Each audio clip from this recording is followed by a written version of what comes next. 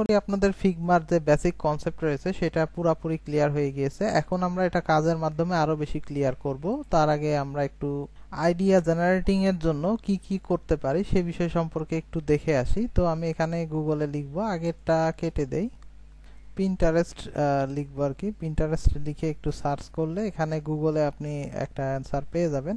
তো এটা আমরা এখানে ওপেন করতেছি। একই সাথে আমরা আইডিয়া জেনারেটিং এর জন্য দেখতে পারি হচ্ছে ড্রিবল। তো ড্রিবলেও আপনারা একটা অ্যাকাউন্ট ক্রিয়েট করে ফেলতে পারেন।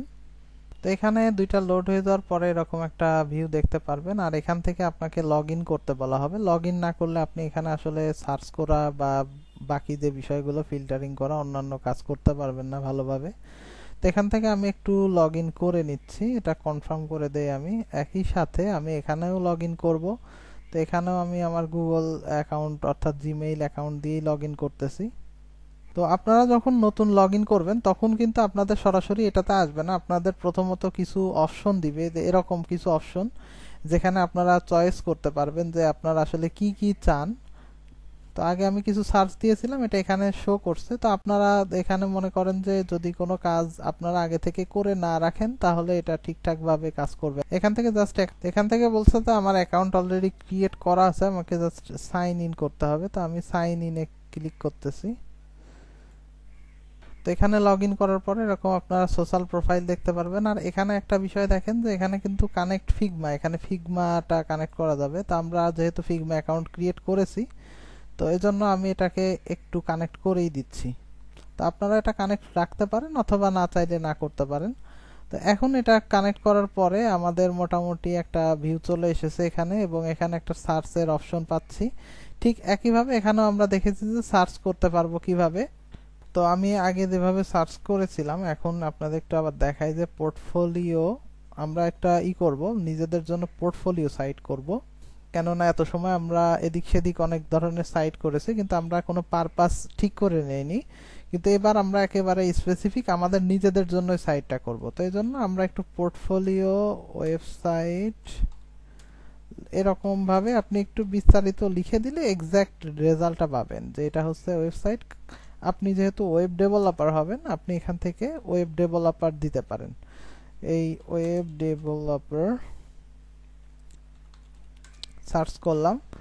তো এখান থেকে আমি এটাকে কপি করে এখানে এসে আবার একটু সার্চ দেই সেম জিনিসটাই, দেখি কি আসে।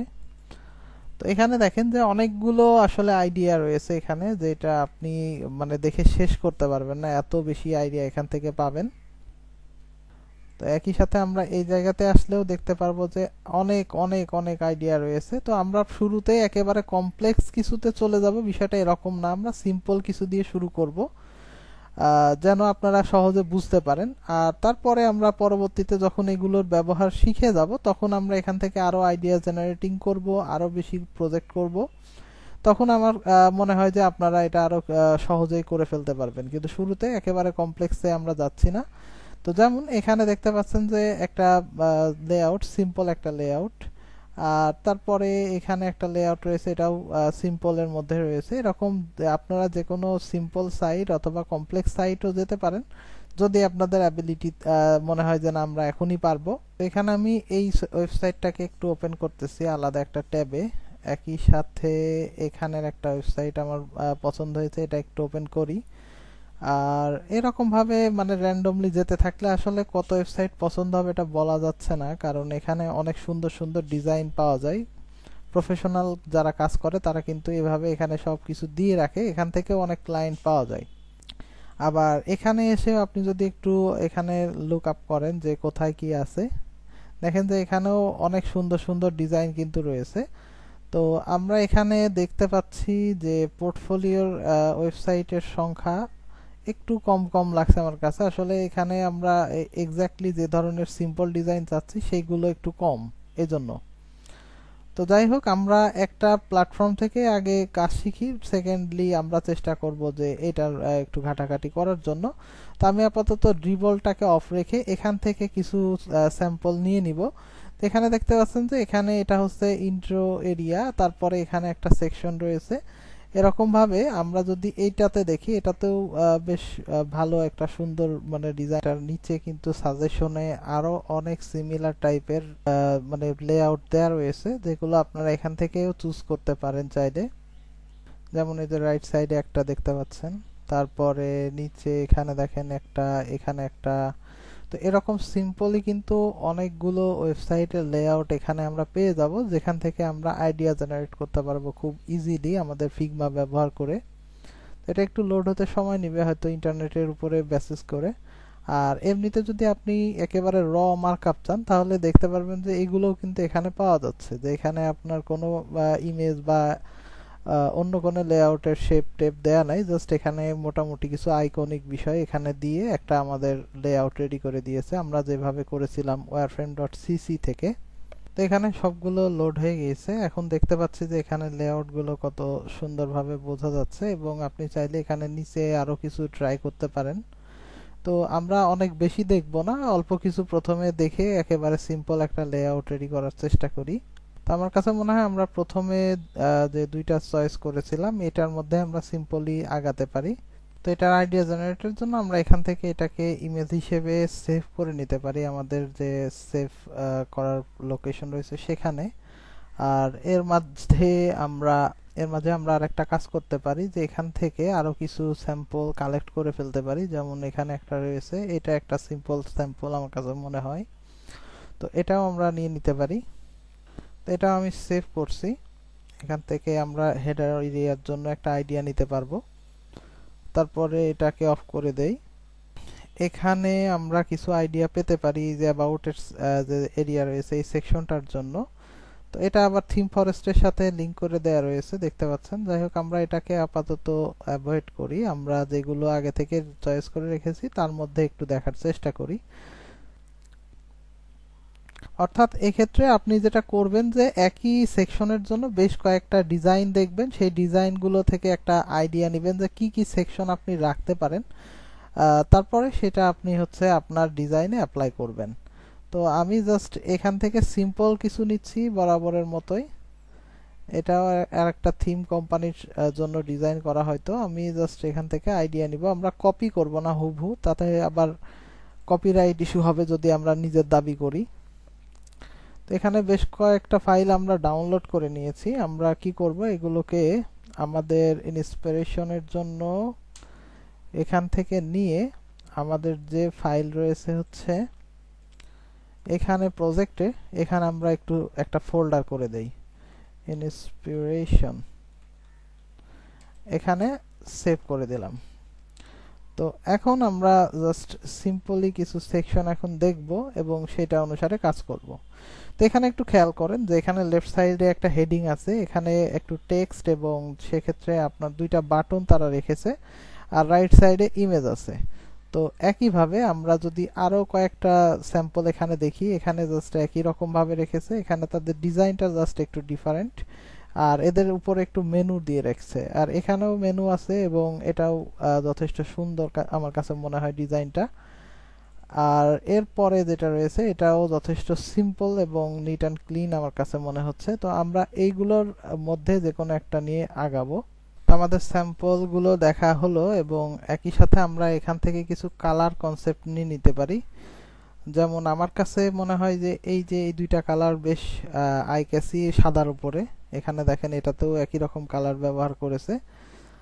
আর এই অন্যান্য যে দুইটা কালার রয়েছে এটা আমার খুব বেশি ভালো লাগছে না আমার কাছে মনে হচ্ছে, তো আমরা ওই কালারটাই নিতে পারি। এই দুইটা কালারকে কম্বাইন করে আমরা ডিজাইনটা রেডি করব। তো সেক্ষেত্রে আমরা যেটা করব যে এখানের এই রকম কিছু সেকশন ডিজাইন করব, পাশে একটা ইমেজ দিব, উপরে আমরা একটা মেনু রাখতে পারি, সেই সাথে এখানে আমরা কিছু চেঞ্জ নিয়ে আসবো, একেবারে একের পর এক আমরা সেকশনগুলো রাখবো। আর আমরা খুব বেশি সেকশনও করব না, আমরা 4টা বা 5টা সেকশন দিয়ে আমাদের পোর্টফোলিও সাইটটা রেডি করে ফেলবো আপাতত। তো যাই হোক, আমরা এখন আমাদের কাজটা শুরু করি। আমরা এর জন্য ফিগমাতে ফিরে যাব, আর আমাদের পিন্টারেস্টের যে ট্যাবগুলো রয়েছে আপাতত কেটে দেই, কারণ আমাদের এগুলো তো এখন আর দরকার পড়ছে না। আর এখানে আমি একটু এলোমেলো ভাবে কিছু করে দেখিয়েছিলাম, যেটা এখন আপাতত কেটে দিব, কারণ আমরা এরকম কিছু আমাদের ডিজাইনে রাখতে চাচ্ছি না। তো এক্ষেত্রে আমি যদি এখানে সিলেক্ট করি, এই যে ডেস্কটপ 1 এখানে দেখতে পাচ্ছেন, এখানে কিন্তু আমাদের মেইন যে লেআউট সেখানে আমরা ফেরত আসব। তো এখানে আমাদের এটার উইডথটা দিয়েছিলাম আমরা কত মনে আছে হয়তো, যে 1440। তো এক্ষেত্রে আমরা এটা একটু কমিয়ে দিব দুই সাইড থেকে, 1440 থেকে। তো আমরা চাচ্ছি যে আমাদের যে মেইন উইড হবে এই লেআউটে সেটা হবে 1200 পিক্সেল। তো আমরা একটু ক্যালকুলেট করে নিতে পারি প্রয়োজনে ক্যালকুলেটর থেকে।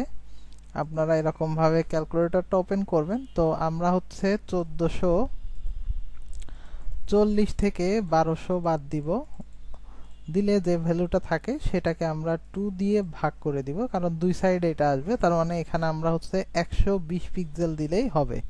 তো এখানে আমি 120 দিয়ে ইন্টার প্রেস করলাম। তো এখন দেখেন দুই সাইডে কিন্তু এখানে যথেষ্ট পরিমাণ জায়গা চলে এসেছে। তো এখন আমরা আমাদের যে শেপগুলো নেওয়া দরকার সেইগুলো নিব। তো আমরা প্রথমত একটা রেক্টেঙ্গেল শেপ নিব, কারণ আমাদের এখানে প্রত্যেকটারই যে উপরের দিকে দেখতে পাচ্ছেন যে এখানে কিছু সেকশন রয়েছে, যে সেকশনের মধ্যে আমাদের একটা ব্যাকগ্রাউন্ড দিতে হবে। যাই হোক, এটা এখন বড় করে আমরা দেখছি না, এখন আমরা জাস্ট এখান থেকে আগে দেখেছিলাম সেই কনসেপ্টটাই কাজে লাগাবো। তো এখানে আমরা রেক্টেঙ্গেল নিয়ে এখান থেকে একটা এরকম রেক্টেঙ্গেল এরিয়া টান দিয়ে নিয়ে নিব। তো এই ক্ষেত্রে দেখেন এটার হাইটটা কত, এটা 580।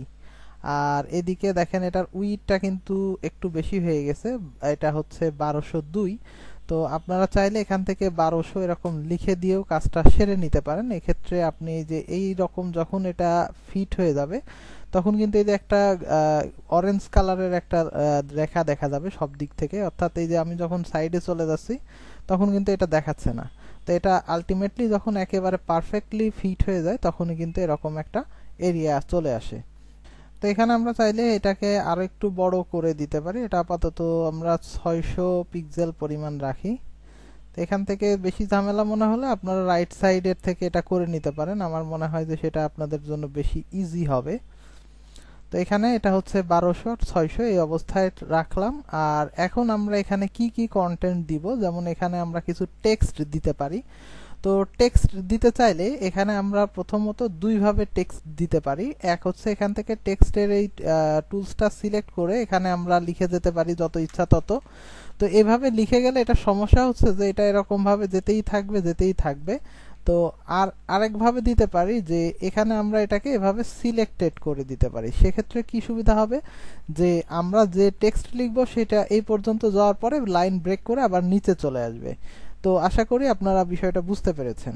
আমরা কি টেক্সট লিখবো সেটা আমাদের একান্তই ব্যক্তিগত বিষয়, তবে আমি আপাতত এখান থেকে একটা প্লাগইনস দেখিয়ে দিচ্ছি। আপনি এখান থেকে যে প্লাগইন ম্যানেজ প্লাগইনে যেতে পারেন, অথবা ব্রাউজ প্লাগইন ইন কমিউনিটি এটার মধ্যে যেতে পারেন। আমি এটা ওপেন করে দেখাচ্ছি।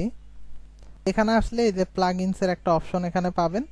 তো এখান থেকে দেখতে পাচ্ছেন যে আপনার ইমেজের জন্য আনস্প্ল্যাশ, আইকনের জন্য আইকনিফাই, এরকম অনেক অনেক অনেক প্লাগইনস রয়েছে। তো এখান থেকে জাস্ট ইনস্টলে ক্লিক করলে কিন্তু আপনি এই জায়গা থেকে এই প্লাগইনটা ইউজ করতে পারবেন। অর্থাৎ আমি এখন এখানে এই লরেম ইপসামের যেটা ইউজ করতেছি, লরেম ইপসামে যদি আমি ক্লিক করি তাহলে লরেম ইপসাম আমাকে কিছু সাজেশন দিবে যে আমি এখানে কতগুলো সেন্টেন্স তৈরি করতে চাচ্ছি, তারপরে এটা কি দিয়ে শুরু হবে, এরকম বেশ কিছু বিষয় এখানে নিয়ে আসবে। তো এখান থেকে জাস্ট জেনারেটে ক্লিক করলে এখানে মনে করেন যে এটা 5টা সেন্টেন্স কিন্তু জেনারেট করে ফেলছে। তো আমরা এত বড় টেক্সট আসলে রাখবো না, আমরা আরো ছোট দিয়ে দিতে পারি চাইলে। এবং এখান থেকে আমরা কি করব, এখান থেকে আমরা রাইট সাইডে এখানে আসলে দেখব যে আমাদের ফন্টের নাম দেয়া রয়েছে, ফন্টের ওয়েট কোনটা, মিডিয়াম, বোল্ড, এখান থেকে সিলেক্ট করতে পারবেন। এখানে ফন্টের সাইজটাকে আপনি বড় করতে পারবেন চাইলে এখান থেকে। তো এখানে দেখেন যে এইভাবে আপনি ফন্টের এই কাজটা ম্যানেজ করতে পারছেন খুব ইজিলি।